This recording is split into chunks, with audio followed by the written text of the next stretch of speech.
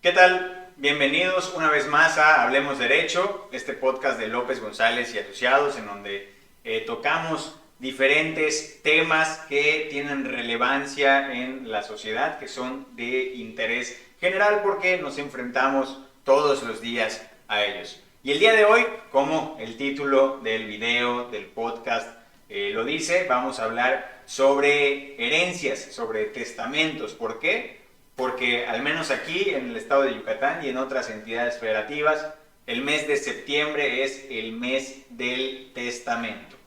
Y para poder hablar un poco de este importantísimo instrumento jurídico, pues vamos a empezar, como siempre decimos, desde el principio. Melvin, ¿qué nos puedes decir acerca del testamento? ¿Para qué sirve un testamento? ¿Qué tal? Como lo mencionas, Héctor, es el mes del testamento, el mes patrio también, un mes en el que se come muy rico, por cierto. Y abordando el tema del testamento, va a ser el documento en el cual la persona va a dejar su última voluntad escrita, misma voluntad que se debe respetar una vez que ésta fallezca. De ese testamento se va a establecer la herencia o el legado que va a dejar esta persona. A ver, pero vamos a entrar un poquito más en materia, Héctor. ¿Cuál es la diferencia entre herencia y legado? Sí, justamente es lo que iba a comentar. Ahora que dice el testamento, ¿qué es lo que contiene un testamento? Pues básicamente la última voluntad. Y esta última voluntad se expresa en modo de herencia. La herencia es este conjunto de bienes, derechos y obligaciones que tiene el difunto y que no se extinguen con la muerte. Eso es lo que nos señala el Código de Familia, específicamente aquí en el estado de Yucatán, pero en cualquier entidad federativa no va a cambiar mucho. Conjunto de bienes, derechos y obligaciones del difunto que no se extinguen con la muerte. ¿Qué quiere decir esto? Que, pues porque sí hay, por si alguien se lo pregunta, obligaciones que se extinguen con la muerte.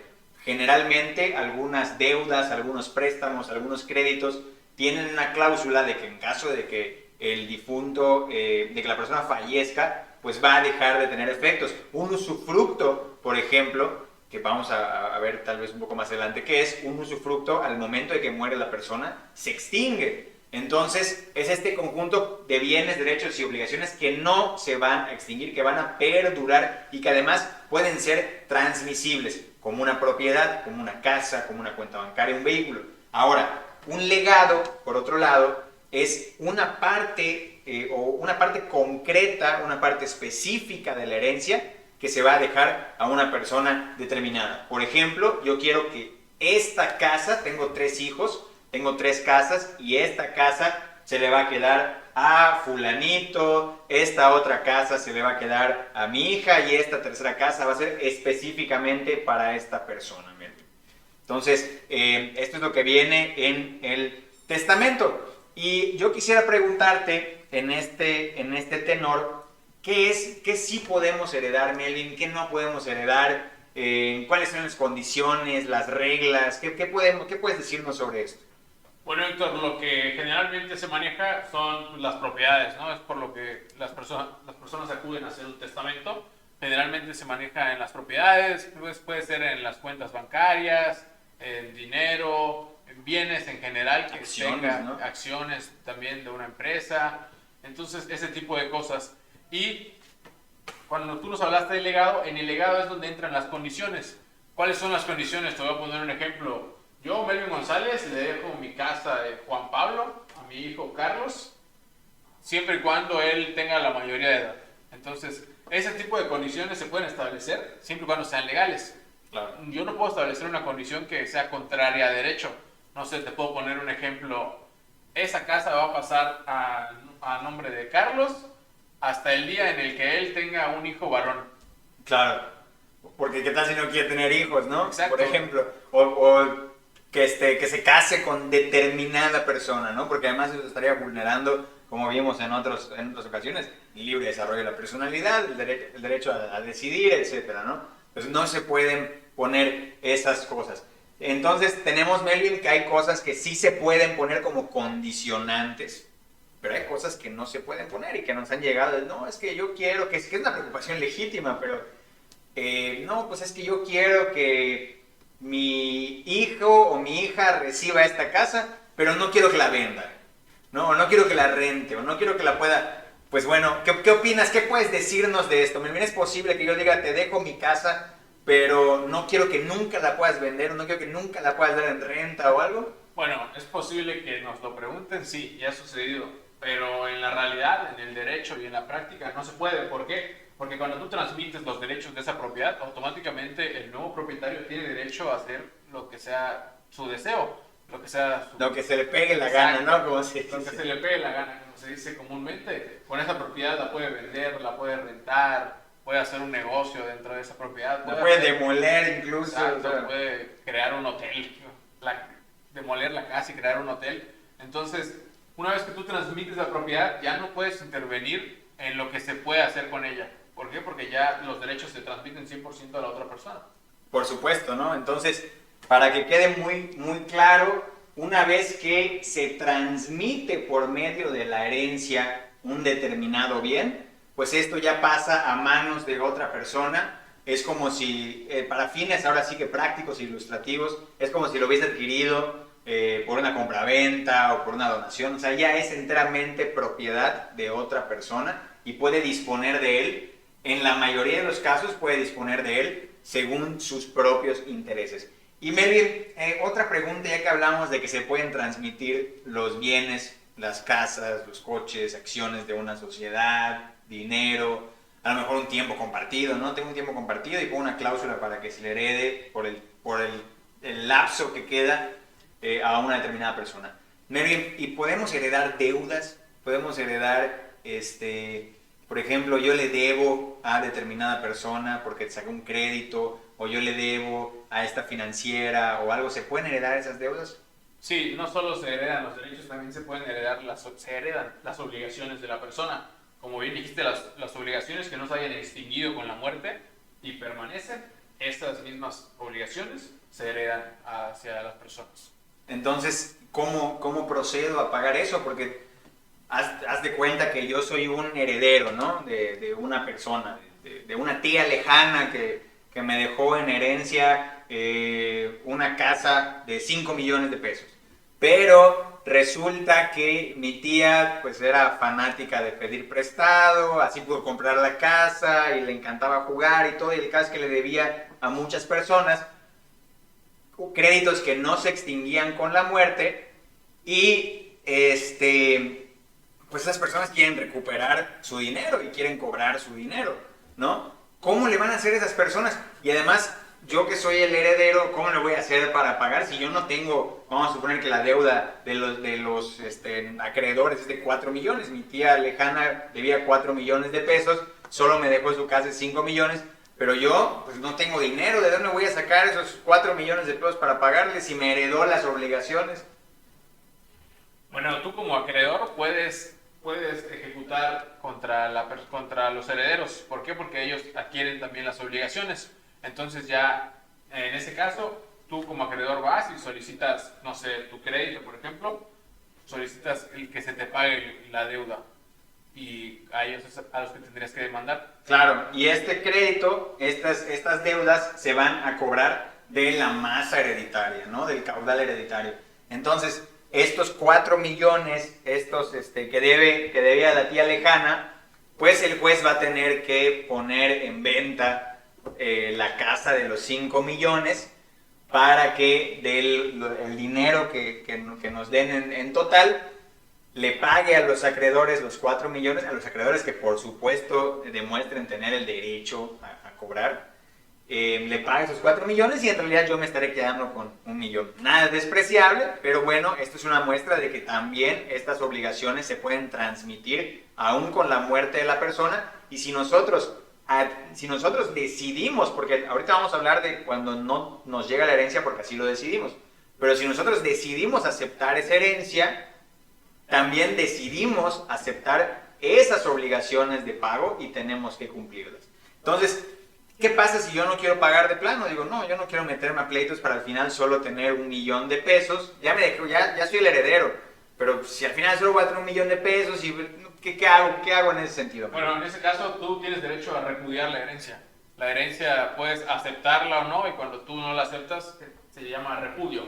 Puedes repudiar la herencia y decir, no, pues yo no quiero entrar en esta herencia, en los derechos y obligaciones de tal persona que me nombró en su testamento, y ya simplemente lo manifiestas. Si estás en el extranjero, tiene que ser en un consulado mexicano en ese país, o bien si estás aquí en México puede ser ante notario público. Otras personas también al momento de la audiencia, ¿no? Y eso también puede ser. Repudio la herencia. Entonces sí es posible repudiar la herencia, y esto cobra especial relevancia en casos en los que, por ejemplo, hay, vamos a suponer que lamentablemente fallece el padre de familia, ¿no? El paterfamilias, como dirían en derecho romano.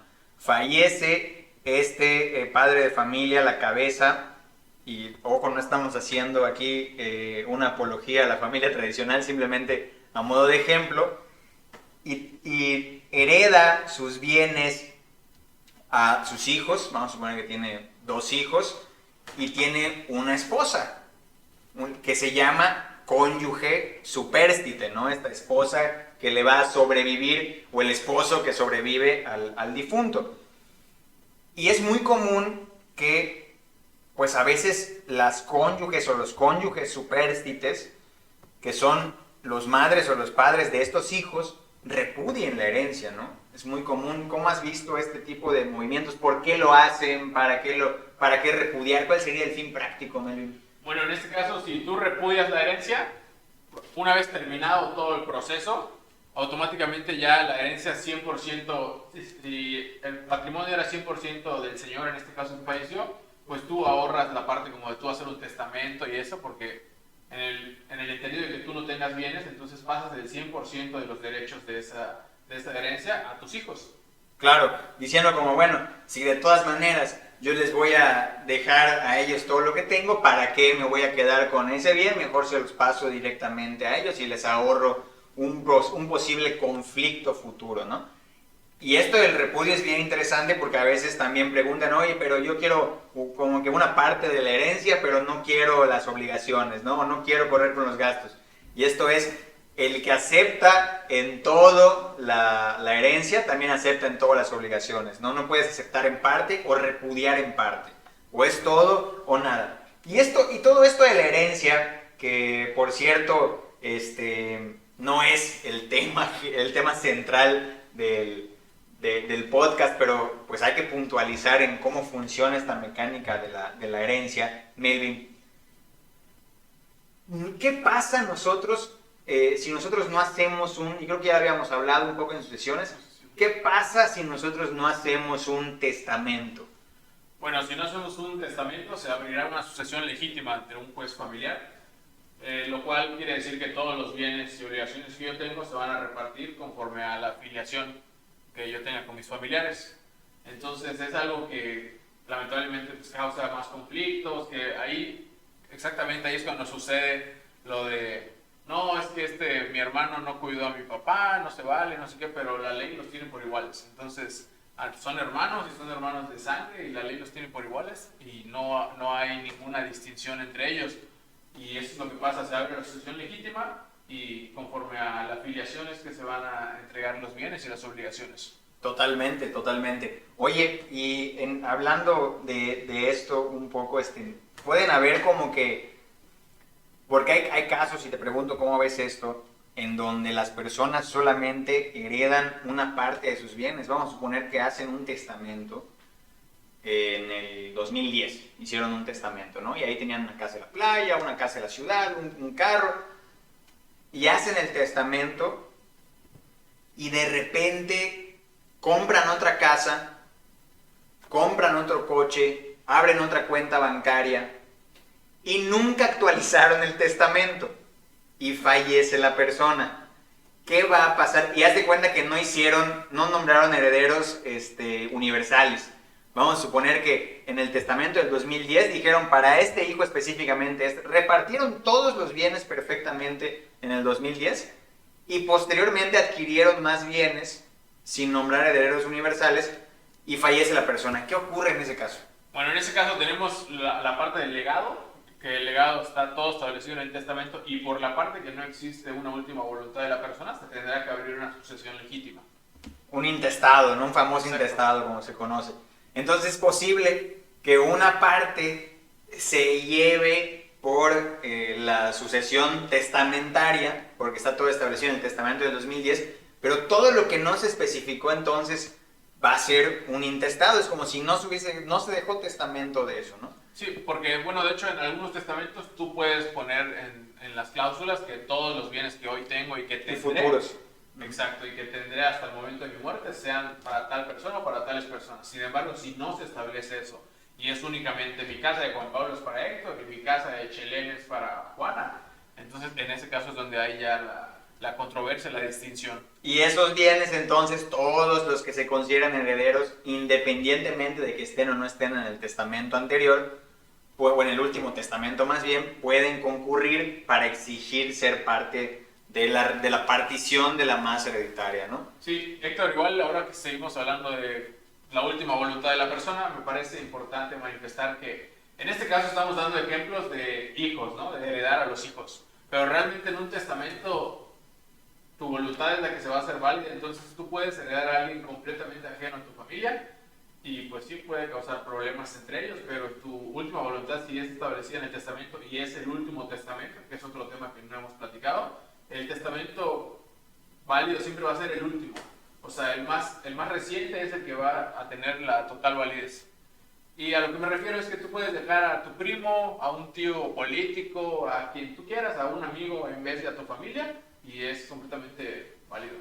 Pero qué bueno que lo dices, es una muy buena observación. Ahora sí que, aunque llore y patalee quien sea, la última voluntad es la última voluntad.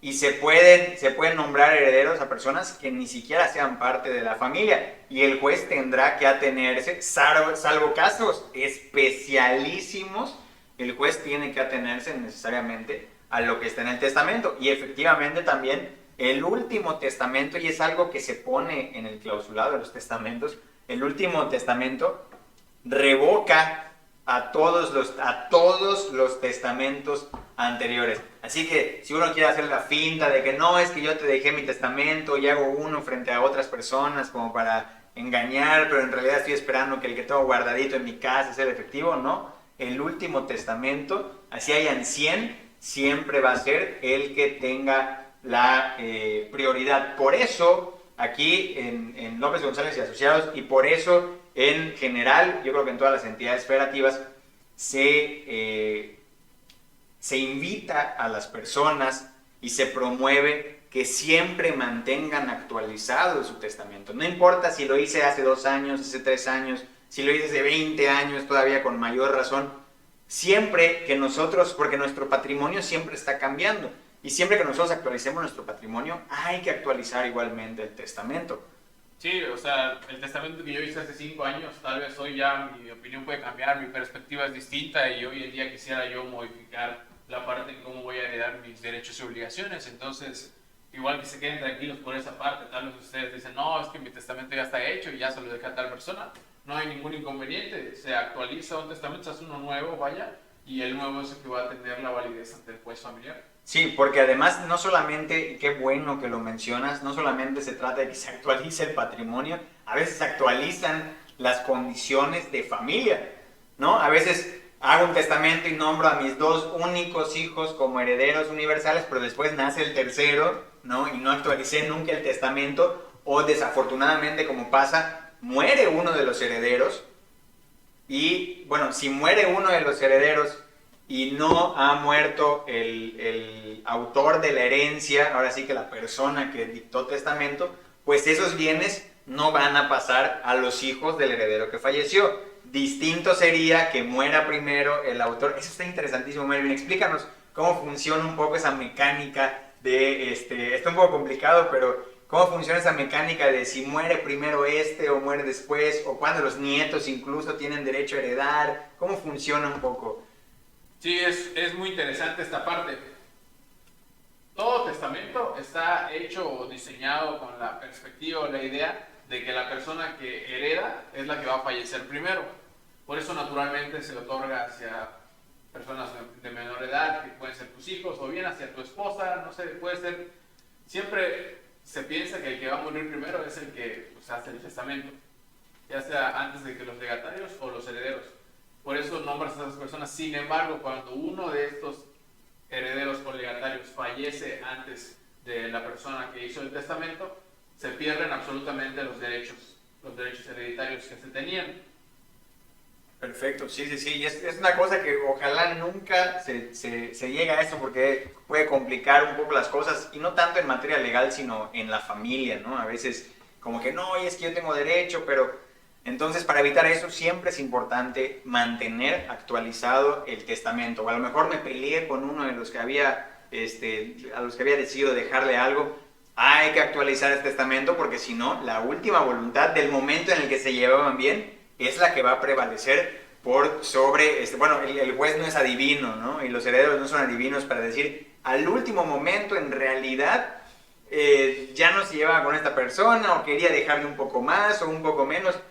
Siempre nosotros cuando hagamos el testamento tenemos que, aunque suene un poco duro, por eso es un acto jurídico tan importante y tan solemne, cuando nosotros vayamos a hacer el testamento tenemos que pensar que ese mismo día saliendo de la notaría o del despacho o al día siguiente nos vamos a morir. Que sea la verdadera última voluntad. Porque no podemos o no debemos hacer el testamento pensando en, bueno, no importa porque más adelante lo puedo cambiar. No sabemos cuándo va a llegar esto. Vamos a hablar entonces ya un poco más a fondo de la forma de los testamentos, Melvin. Sabemos que hay bastantes tipos, que si el testamento marítimo, que si el testamento militar, que si esto... Pero no vamos a entrar mucho a esto. Si hay alguien que esté muy acostumbrado, que trabaja en las cuestiones navales, o si alguien está en el ejército y quiere saber cosas más específicas, pues lo invitamos a que acuda con nosotros. Aquí en el despacho, con muchísimo gusto le resolvemos sus dudas. Pero vamos a abocarnos nosotros a los dos testamentos que tienen mayor impulso o mayor promoción entre las personas en este mes del testamento, que son el testamento hológrafo y el testamento público abierto. Melvin, ¿cuáles son las características de cada uno? ¿Cuáles son los pros y los contras? Si nos pudieras dibujar como una tablita mental de estos para que la gente lo entienda. Bueno, Héctor, la diferencia entre estos dos testamentos es que el público abierto se firma ante notario público, se envía al archivo notarial y ahí se resguarda.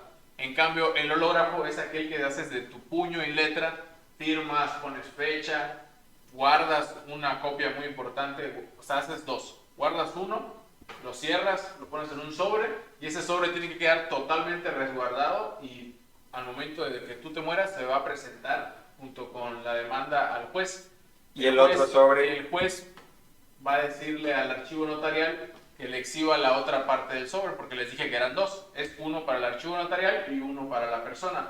Una vez que esto se guarda y la persona fallece, entonces ya se exhiben los dos sobres, y si los dos sobres coinciden y el tuyo está cerrado, que es la parte más importante, que el resguardo queda en tu responsabilidad y tú eres el único responsable de que ese sobre esté completamente sellado. Intacto. Exacto. Los pros y contras, podríamos decir, un pro del público abierto es que tú no tienes que resguardar nada, tú lo haces, se firma, listo, se manda al archivo notarial y eso está en el resguardo del archivo notarial, porque tiene la fe pública del notario.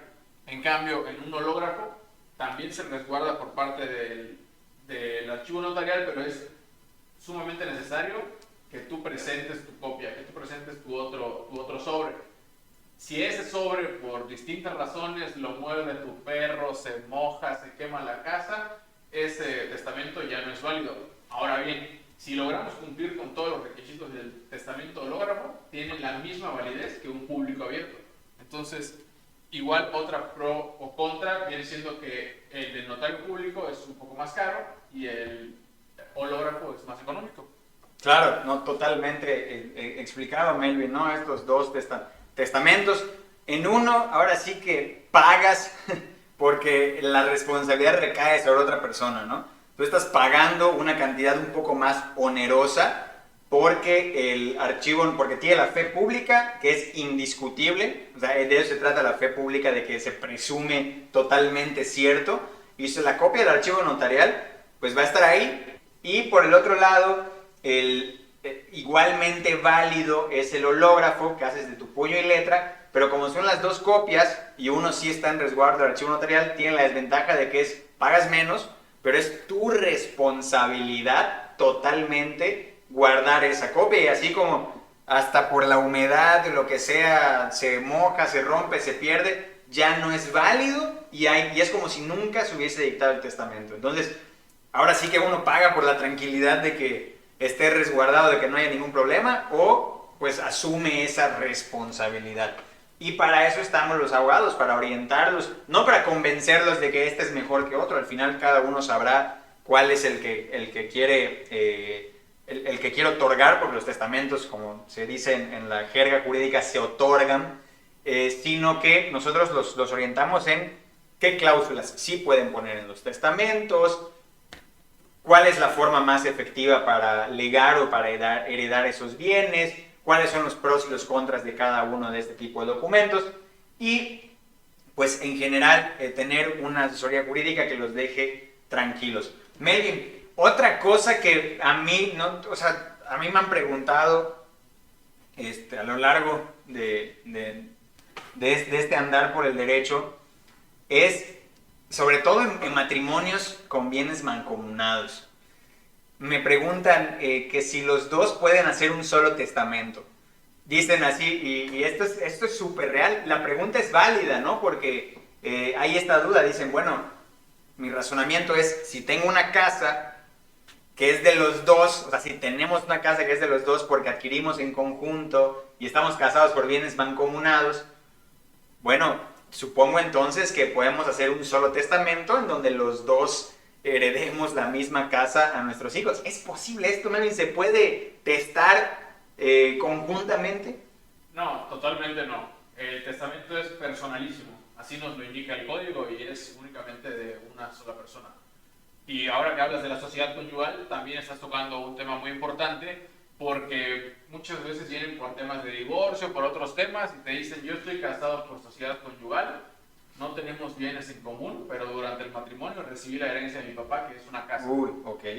En ese caso, es muy importante decirles que los bienes que se adquieran por herencia y también por donación no entran dentro de la sociedad conyugal, entonces no tiene derecho la otra parte de la sociedad, que es tu esposo o tu esposa, a los derechos sobre el bien inmueble.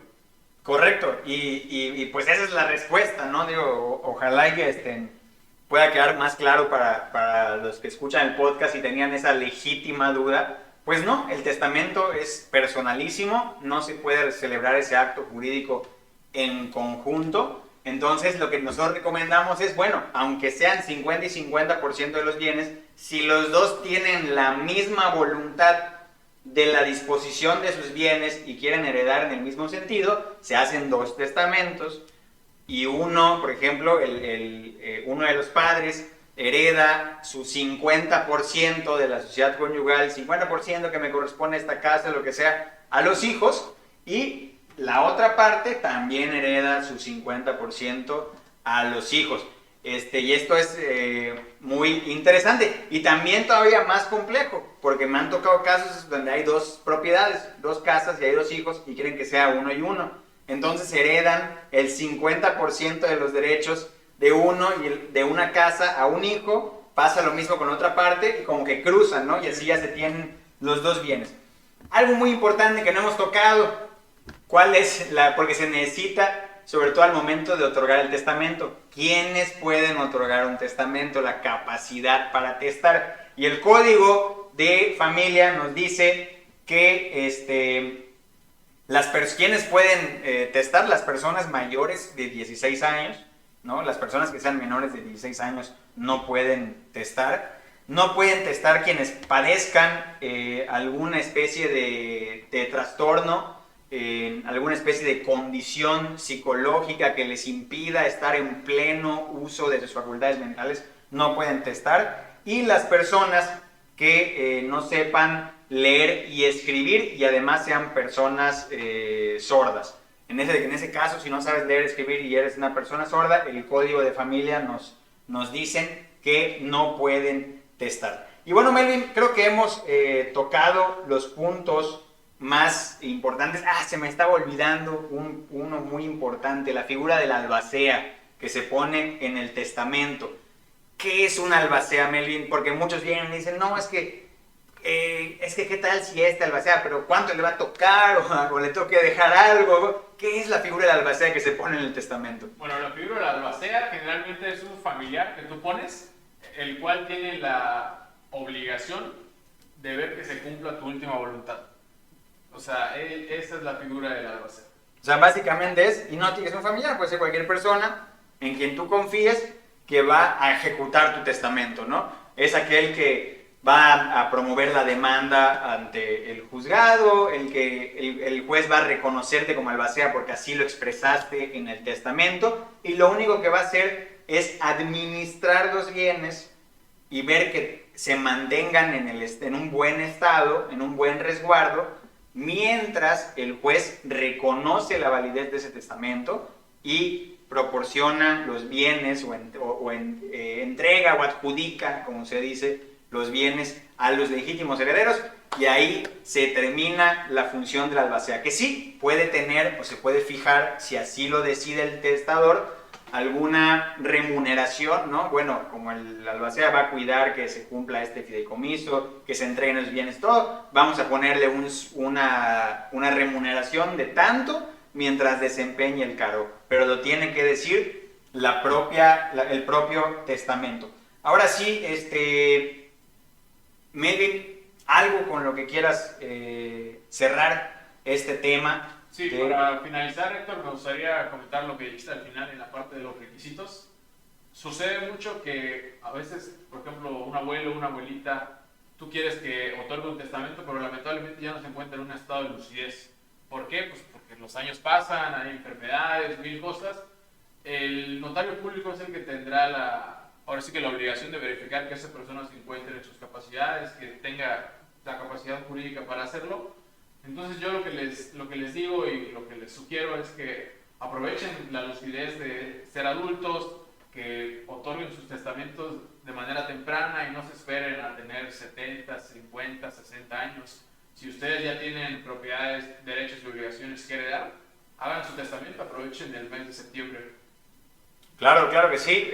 Para eso estamos nosotros en el despacho, aquí en López González y Asociados, para orientarles sobre todo en este tipo de cosas. Andaba yo revisando un poco el código de familia sobre estas condiciones que se pueden poner en el testamento, ¿no? Estas condicionantes para poder heredar, lo que sí se puede, lo que no se puede, lo que se considera nulo, qué bienes se pueden transmitir, etcétera.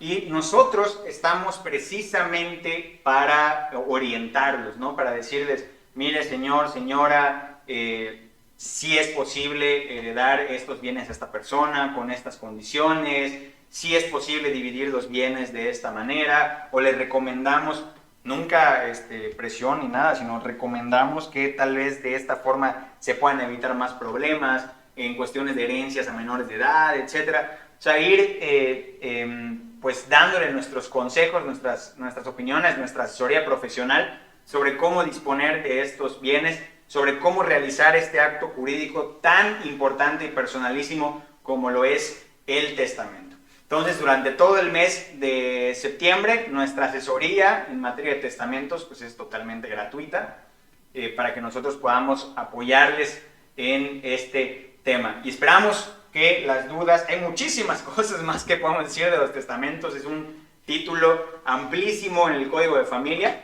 pero creo que con esto ya quedó un poco más claro el tema, ¿no? Y esperamos que haya sido de utilidad. Entonces, nos vemos en el siguiente episodio de Hablemos Derecho. Les agradecemos como siempre sus atenciones y pues esperemos que estén muy bien, estamos para servirles. Hasta luego. La próxima semana.